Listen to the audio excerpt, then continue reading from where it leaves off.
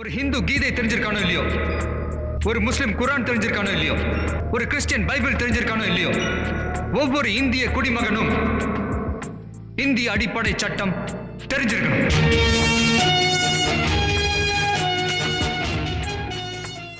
வணக்கம். சென்னை உதவி வணக்கம். ரமேஷ் பேசுகிறேன். இந்த முறை பேச போகிற தலைப்பு நல்ல தலைப்பு தான். நார்மலாக பார்த்தீங்கன்னா ஒரு கம்ப்ளைண்ட் கொடுத்தோன்னு வச்சுங்களேன், எஃப்ஐஆர் போட்ட பிறகு காவல்துறை பார்த்திங்கன்னா புகார் நீங்களும் கொடுப்பீங்க, எதிர் தரப்புலையும் கொடுப்பாங்க. ரெண்டு தரப்புலையும் காசு வாங்கிட்டு கேஸை சிஎஸ்ஆர் டைம்லேயே போட்டு க்ளோஸ் பண்ணிட்டு போயிடுவாங்க. காசு அதிகமாக கொடுத்தீங்கன்னா வாங்கிட்டு பொய் வழக்குலேருந்து எல்லா வழக்கும் போடுவாங்க. அந்த மாதிரி ஒரு வழக்கில் கோர்ட்டு டைரக்ஷன் கொடுக்குது, சார்ஜ் ஷீட் போட சொல்லி. போட்டிங்கன்னா கோர்ட்டு டைரக்ஷன் கொடுத்த பிறகு கூட ஒரு காவல்துறை எப்படி செயல்படாமல் இருக்குது அப்படின்றதுக்கு இந்த வழக்கு ஒரு உதாரணம். எஃப்ஐஆர் போட சார்ஜ் ஷீட்டு போட்டு என்ன பண்ணுவாங்க, ஸ்டேஷன்லேயே வச்சுக்குவாங்க, கோர்ட்டுக்கு அனுப்ப மாட்டாங்க. பார்ட்டிக்கும் சம்மந்தப்பட்ட பார்ட்டிக்கும் பதில் சொல்ல மாட்டாங்க. காவல்துறை அப்படி தான் ரொம்ப மோசமாக செயல்படுது. இந்த வழக்கு ஒரு உதாரணம். என்ன சொல்கிறாருன்னு தெரிஞ்சுக்கலாமாங்க.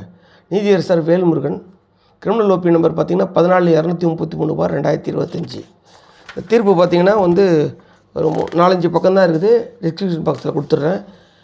மனுதாரர்னு பார்த்திங்கன்னா சக்தி, எதிர்மனுதாரர் பார்த்திங்கன்னா சங்கராபுரம் காவல் ஆய்வாளர், கள்ளக்குறிச்சி மாவட்டம். ரெண்டாவது சிவகுமார்.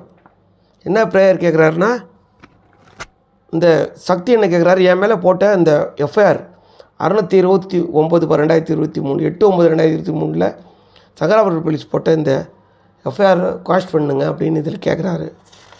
என்ன விஷயம்னு பார்த்தீங்கன்னா 3/6/2025 இந்த இன்ஸ்பெக்டர் இன்வெஸ்டிகேஷன் இந்த வழக்கோட விசாரணை அலுவலர் சங்கராபுரம் காவல் ஆய்வாளரை நேராக ஆஜராக சொல்லி 4ஆம் தேதி 3ஆம் தேதி இந்த வழக்கு வருது. 3/6/2024 4ஆம் தேதி அப்பேராக சொல்லி கோர்ட் சொல்லுது.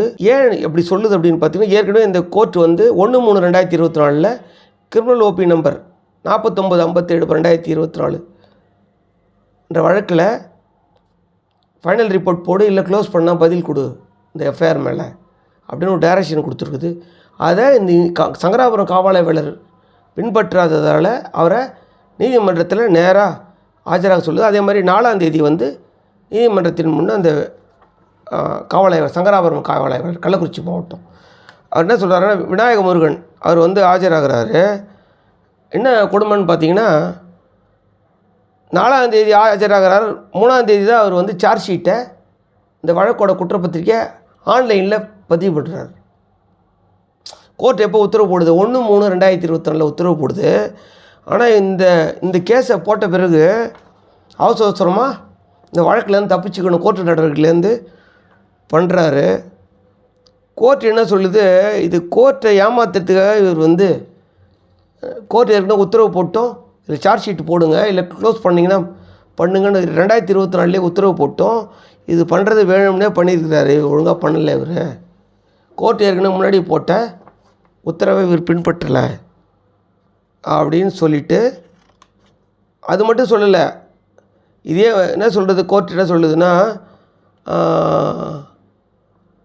பிற நாள் என்ன சொல்கிறாங்க, இதே மாதிரி நிறைய வழக்குகளில் தமிழ்நாடு காவல்துறை சார்ஜ் ஷீட்டை டைமில் ஃபைல் பண்ணுறதில்ல. ஏன்னா அதுக்கு இவ்வளோ காலத்துக்குள்ளே ஃபைல் பண்ணோன்னு ஒரு கால வரையறை இல்லை. இது அட்வான்டேஜாக எடுத்துக்கிட்டு இந்த மாதிரி காவல்துறை ஃபைல் பண்ணாமல் கோர்ட்டு உத்தரவு போட்ட பிறகும் பண்ணிகிட்டே இருக்காங்க. ஏன்னா தமிழ்நாட்டில் நிறைய மக்கள் பாதிச்சிருக்காங்க. எல்லாருமே கோர்ட்டை அப்ரோச் பண்ணி தான் ரெமெடி வாங்க முடியாத ஏழ்மை நிலைமையில் இருக்கிறாங்க அப்படின்னு சொல்லிட்டு சில உத்தரவுகளை போடுறாங்க. என்ன போடுறாங்கன்னா, தமிழக காவல்துறை இயக்குனருக்கு என்ன உத்தரவு போடுறாங்கன்னா,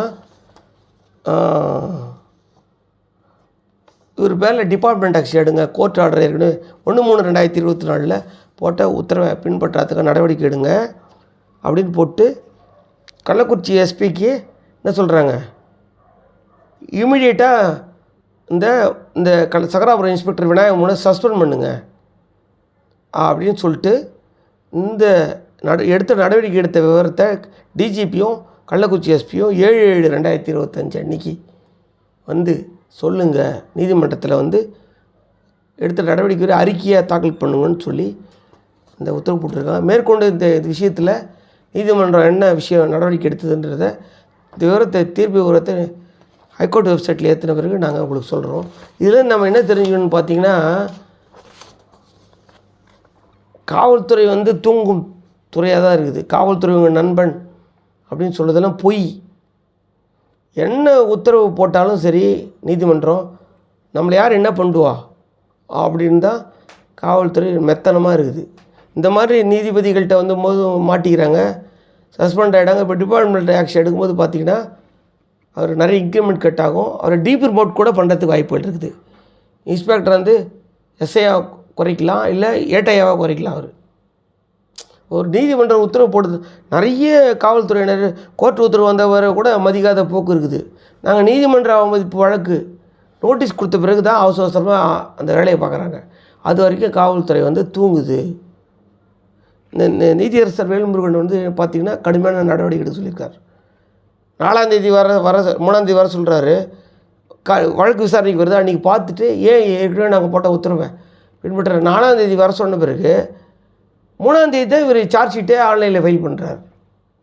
அப்படின்னா கோர்ட் உத்தரவு எந்த அளவுக்கு காவல்துறை மதிக்குதுன்றதுக்கு இந்த வழக்கு ஒரு உத்தரவு. இதே மாதிரி தமிழ்நாட்டில் ஏராளமான வழக்குகள் பார்த்திங்கன்னா எஃப்ஐஆர் போட்ட பிறகு பார்த்திங்கன்னா சார்ஜ் ஷீட் போட மாட்டாங்க, அக்யூஸ்ட் அரெஸ்ட் பண்ண மாட்டாங்க. பக்கத்துலேயே 4 வீடு தள்ளி இருப்பான். பார்த்திங்கன்னா தலைமறை சுற்றிக்கிட்டே இருப்பான். இதில் காசு கொடுத்துட்டு போலீஸ் காசை கொடுத்துட்டு ஸ்டேஷன் வாசலே அங்கேயும் இங்கேயும் சுற்றிக்கிட்டே இருப்பான். கைதே பண்ண மாட்டான். இந்த நிகிதா கேஸ் தான், இந்த அஜித்குமார் கேஸில் திருப்போணம் கேஸ் அடித்து கொண்டாங்களே, அந்த அம்மா நிகிதா பேரில் எவ்வளோ வழக்குகள் இருக்குது. இன்னி வரைக்கும் அந்த அம்மாவை காவல்துறை 14 வருஷமாக எந்த கைதும் பண்ணலை. நான் சொல்லலை, பத்திரிகையில் வந்த செய்தி. எப்படி காவல்துறை எவ்வளோ சிறப்பாக செயல்படுறாங்கன்றதுக்கு எவ்வளோ ஆட்சிகள் எந்த ஆட்சி வந்தாலும் காவல்துறையோட போக்கு மாறதே கிடையாது. அப்போ இந்த மாதிரி நீங்கள் நீதிமன்றத்தை அணுகும்போது தான் உங்களுக்கான நிவாரணங்கள் கண்டிப்பாக கிடைக்கும். அதனால் இந்த விஷயம் கண்டிப்பாக உங்களுக்கு பிடிச்சிக்கணும். இந்த விஷயம் உங்களுக்கு பிடிச்சா லைக் பண்ணுங்கள், கமெண்ட் பண்ணி சப்ஸ்கிரைப் பண்ணுங்கள். நன்றி, வணக்கம்.